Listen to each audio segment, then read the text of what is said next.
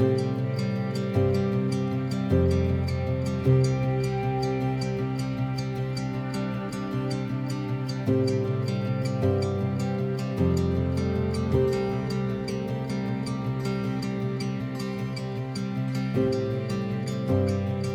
everyone and welcome back to Tuscany. I am Danilo Romolini and today we are in the area of San Casciano in Val di Pesa, which is in the countryside with beautiful sceneries, but exactly 30 minutes drive to the city center of Florence.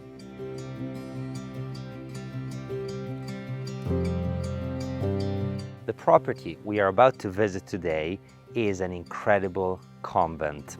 It is dating back to the 13th century, and there has been so much history here that at the beginning it was only a tower with over 1,000 years of history. And then it was enlarged, became a convent, it became now a private villa. Let's begin the tour. Come with me.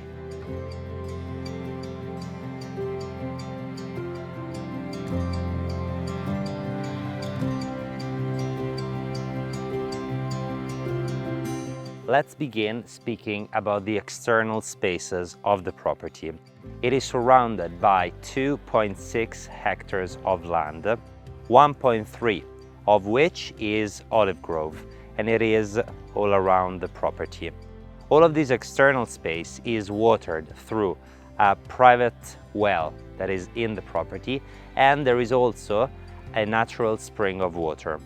Together with this, the home is also connected to the mains water for the drinking water that is connected to the house and to the tap water of the internal spaces. By the entrance of the property, on the left, on a private location, we find the 12 by 6 meters swimming pool. Right now it is covered since we are approaching the autumn season, but in the summertime it truly looks beautiful.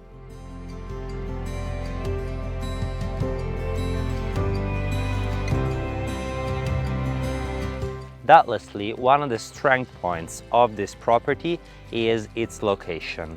San Casciano in Val di Pesa is without a doubt one of the best areas to own a countryside home when you want to be close to Florence, because you are immersed in the green, surrounded by vineyards and set in the perfect landscape for this kind of property. At the same time, with exactly 30 kilometers equaling to a 30-minute drive, you get to the center of the city. So it is very practical. From here, you are specifically also 50 minutes to the city of Siena. And in terms of airports, you have about 30 minutes the airport of Florence for European flights. Then you have Pisa 1 hour away. And then of course you can also get to Rome for international flights.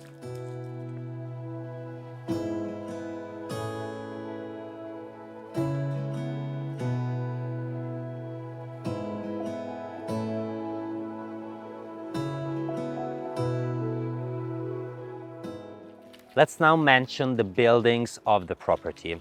They are 3, the main ones. We have the main convent right behind me for a total of 540 square meters in internal space.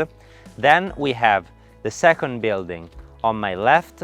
This is 140 square meters in internal space and is in need of a total renovation. It could also become either a guest house or a recreational space. The third building is on the other side of the property, and there is a large terrace underneath which there are 80 square meters of internal spaces that can also be restored and converted into another useful space.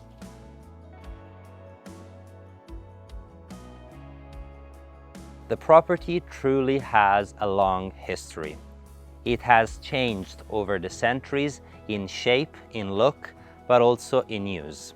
As I said earlier, the first piece built was the tower that you see right behind me, nearly totally covered with ivy plants.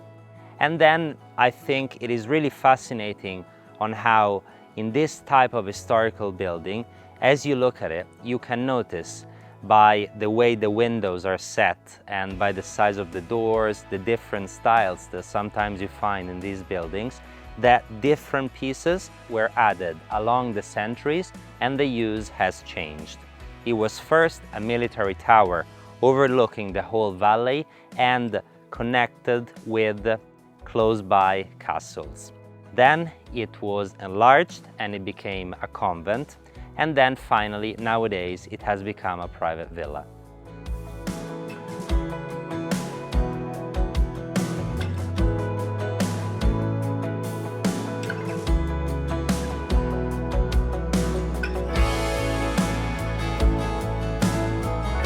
The convent opens right away with this internal courtyard. It is nice and spacious, full of ancient details. For example, all of this wall here is the tower, so the oldest part with all of these beautiful exposed stones. Then you can see how the rest has been built and added afterwards. From here we access all of the different parts of the house and is the heart, the central point where you can enjoy the outdoor space while being sheltered from the wind and from the outside. There is a pizza oven, so perfect to eat out during the summer days. From the courtyard, you can notice how the house revolves around it. It accesses from here to 3 separate apartments. So there is one all over on this side on the ground level, and then through the external staircases or the internal ones, we get upstairs. There are another 2 large apartments. Let's see it inside.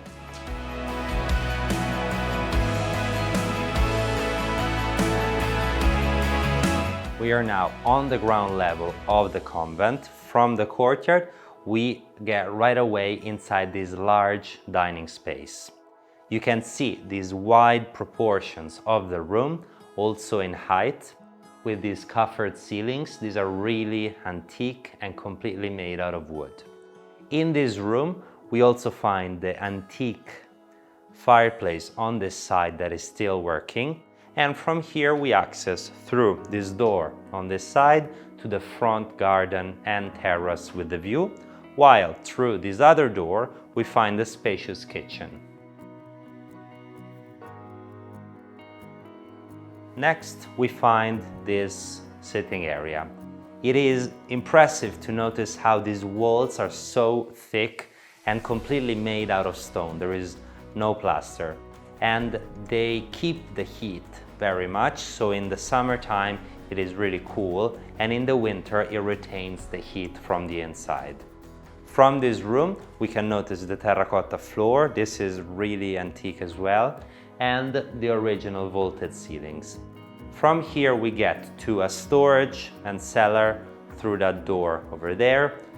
Through the other door we go up a few steps and we find a spacious bedroom with ensuite bathroom.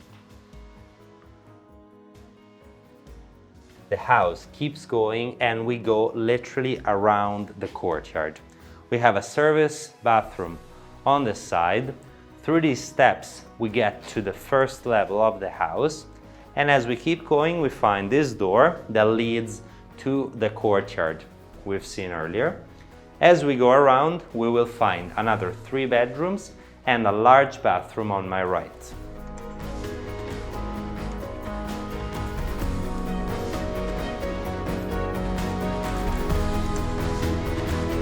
The first level from the inside gets to this spacious room over here. It is a sitting area. I love the height of the ceilings, and from here you can tell how the roof is in excellent condition. Through this room you go to the right to a second apartment and to the left to the third apartment. Let's see them.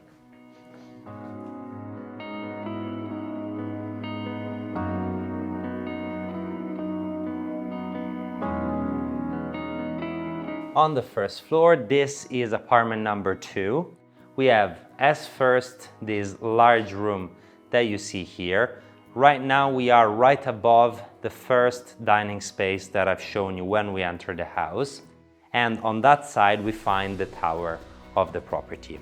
This is a living area. Also here we find the working fireplace.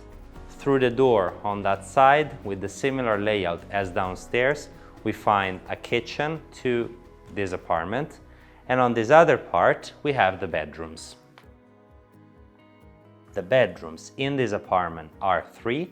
On this side we find 2 of them and 2 bathrooms, one of which is en suite.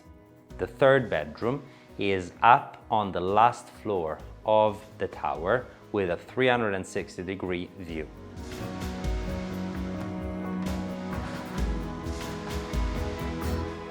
We are now inside the 3rd apartment. This is the smallest but very cozy and contained. We have the living area right here with dining space.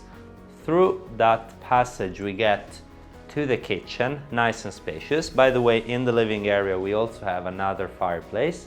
And here we find on the left a nice bedroom with the view on the vineyards and the bathroom right behind this wall.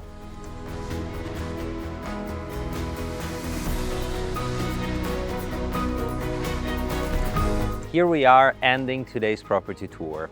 I loved this home. I think its strength points are doubtlessly its location. You are literally immersed in the vineyards, in one of the most beautiful areas in the countryside of Florence, and at the same time you are 30 minutes to the city.